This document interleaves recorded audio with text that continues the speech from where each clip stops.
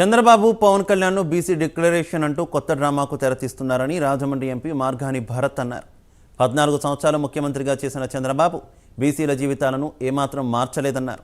చంద్రబాబుతో డిబేట్కు తాను సిద్ధంగా ఉన్నానని, తమ ప్రభుత్వంలో సుమారు 1,70,000 కోట్ల బీసీల ఖాతాల్లో పడ్డాయని, ఎన్నికలు దగ్గర పడ్డంతో చంద్రబాబు బీసీలను మోసం చేయాలని చూస్తున్నారని ఆరోపించారు. ఎవరు ఎన్ని సీట్లు ఇచ్చారో తేల్చుకుందామా అని సవాల్ చేశారు. బీసీల పదం ఎత్తడానికి కూడా చంద్రబాబు అనర్హుడని భరత్ మండిపడ్డారు. నిన్న రోజున చంద్రబాబు నాయుడు గారు, పవన్ కళ్యాణ్ గారు వీళ్ళిద్దరూ బీసీ డిక్లరేషన్ అని కొత్త నాటకానికి తెరతీశారు. వీళ్ళేదో పెద్ద బీసీలను ఉద్ధరించినట్టు, బీసీల యొక్క జీవితాలని మార్చినట్టు ఒక అద్భుతమైన యాక్టింగ్ పర్ఫార్మెన్స్ నిన్న వేదికగా చేస్తూ ఉన్నారు. నాకు ఆశ్చర్యం అనిపిస్తూ ఉంది.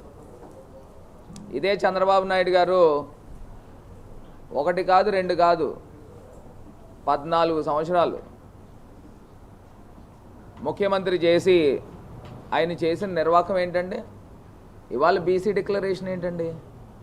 ఆశ్చర్యం అనిపించట్లేదా? 14 సంవత్సరాల్లో బీసీల యొక్క జీవితాలు మార్చలేదు, కానీ ఇవాళ కొత్తగా డ్రామాకి రక్తి కట్టిస్తూ ఉన్నారు. ఏం చెప్తున్నాడు?